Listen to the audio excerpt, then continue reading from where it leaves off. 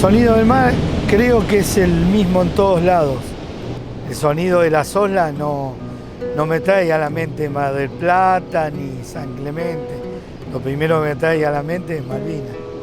Si bien no estaba sobre el mar, estuve al pie del monte Zapagil, aproximadamente 2-3 kilómetros estaba el mar del otro lado del monte.